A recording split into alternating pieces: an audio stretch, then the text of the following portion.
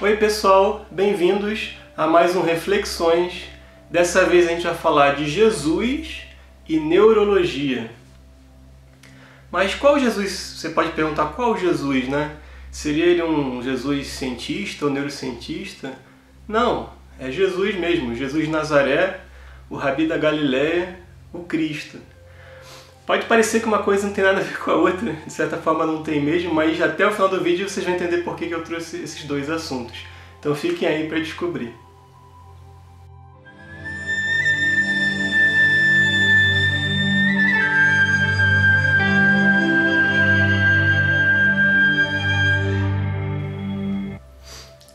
Bem, se a gente imagina os povos antigos que não tinham ainda construções como edifícios e templos e castelos para morar, viviam tipo em barracas no meio da selva, coisa parecida, uma tempestade era uma coisa para se preocupar, né? Não à toa há muitos deuses desde a época dos indígenas, né, que são relacionados aos trovões e tudo mais.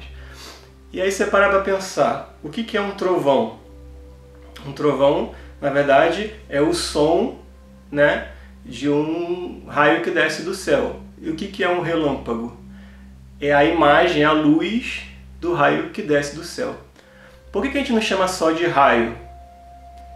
Porque na verdade primeiro a gente vê a luz do relâmpago e depois a gente escuta o som do trovão.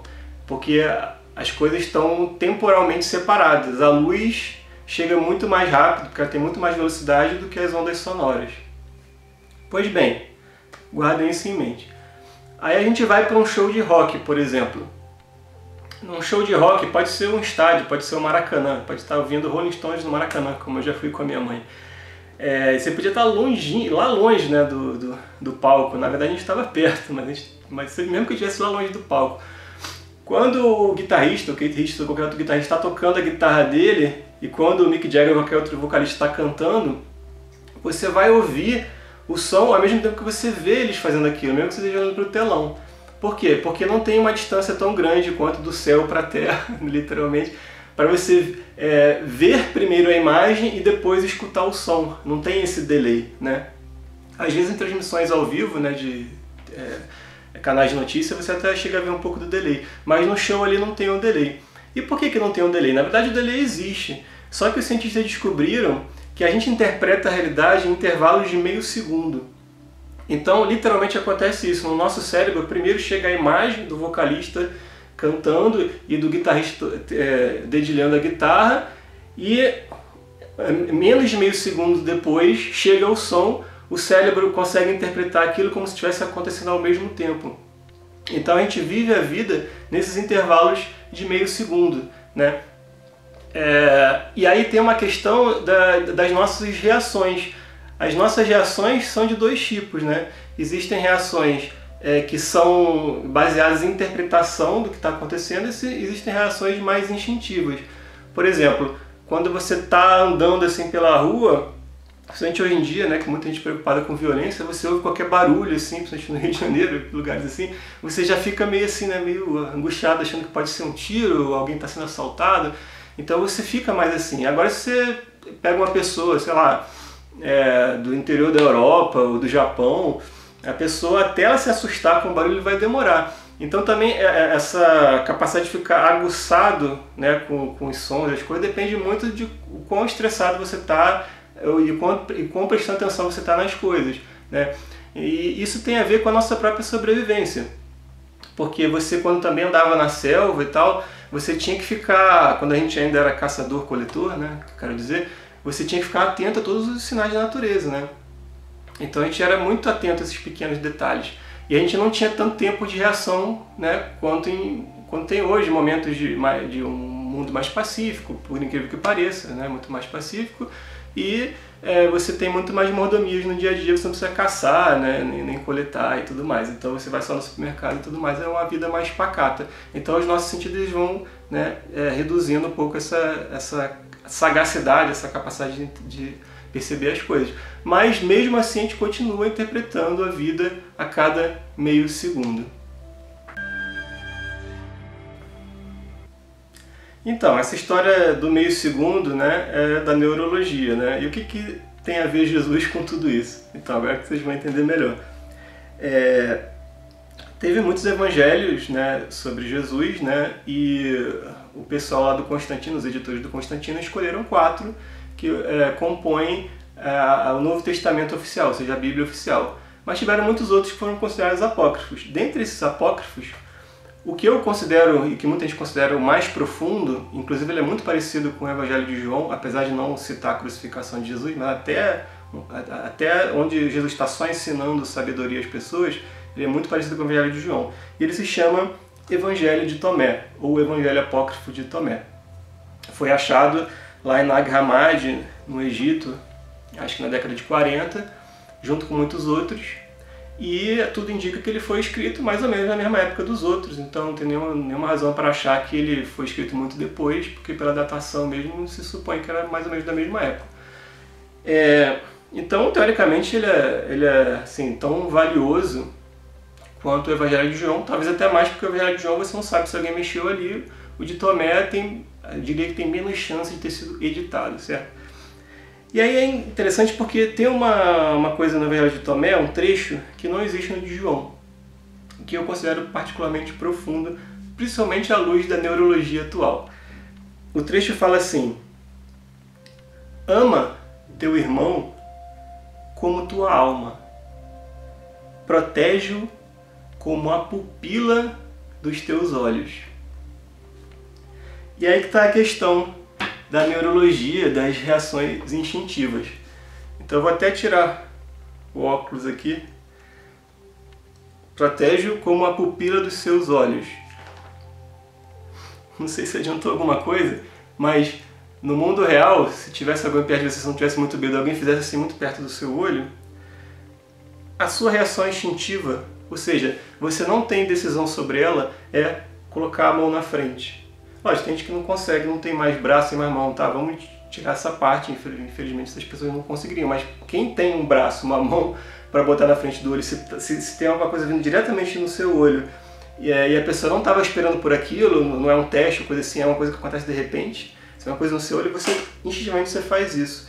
Por isso que ele fala, protege-o como a pupila dos teus olhos. Por quê? Porque isso é uma coisa que não passa pela consciência. Esse movimento de proteger os olhos de uma coisa que está vindo na direção do olho não passa por uma decisão consciente, é uma decisão puramente instintiva.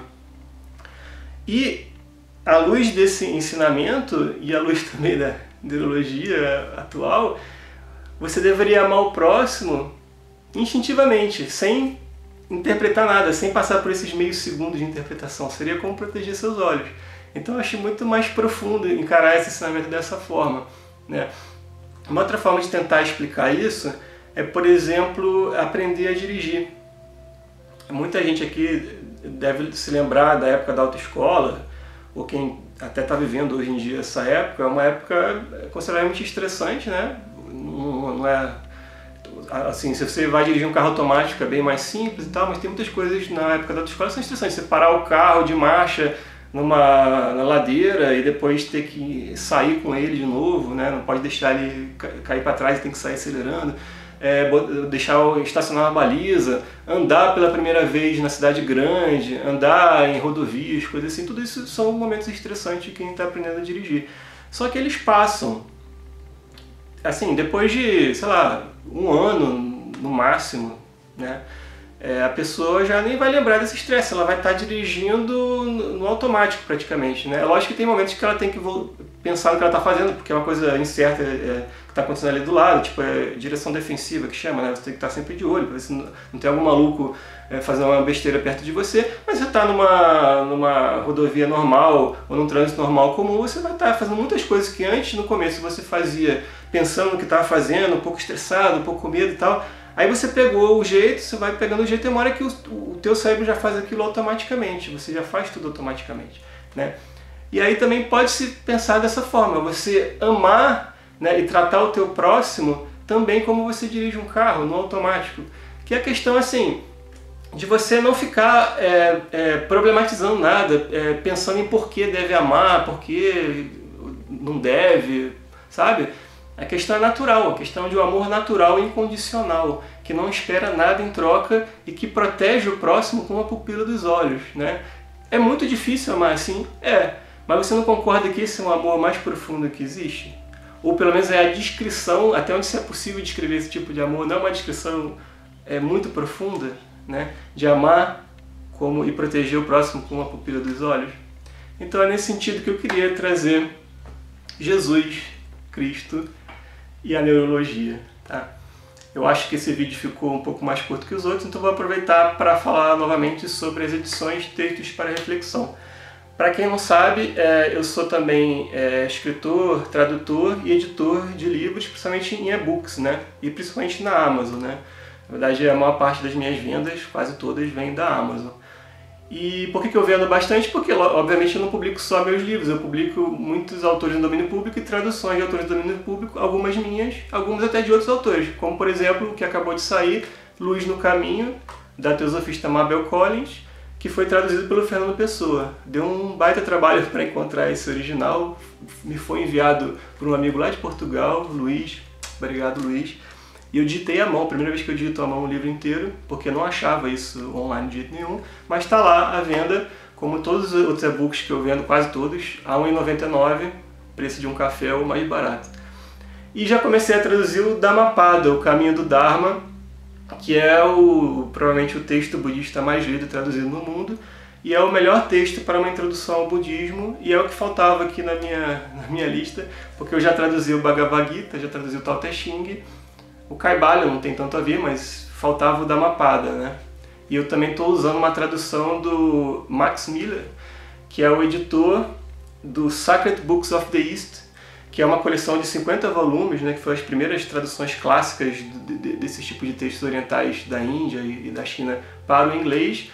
E é dessa mesma coleção que eu traduzi o Bhagavad Gita, do Sir Edwin Arnold, e o Tao Te Ching, do James Lett. Então é a terceira vez que eu estou traduzindo a mesma coleção, tá? Para quem gosta de budismo, para quem nunca achou um texto interessante para começar a entender de budismo, eu indico muito o Dhammapada. E também, tanto por alguma razão, né, não sei se a gente está seguindo a mesma pauta astral sem querer, mas tanto o Dhammapada quanto o Luz no Caminho acabaram de ser tratados lá no canal da Nova Acrópole pela professora Lucilena Galvão, tá? Eu devo dizer que eu já estava começando a traduzir o Dhammapada, ela começou a falar de Luz no Caminho, aí eu parei com o Dhammapada, fui atrás de Luz no Caminho, publiquei. Eu não sabia que ela ia falar de Dhammapada, aí quando eu voltei pro Dhammapada, ela começou a falar de Dhammapada. Então não sei se a gente está seguindo uma pauta astral aí sem querer, tá? Se alguém conhece a professora Lucilena, manda um beijão para ela. E para vocês, um beijo e até a próxima.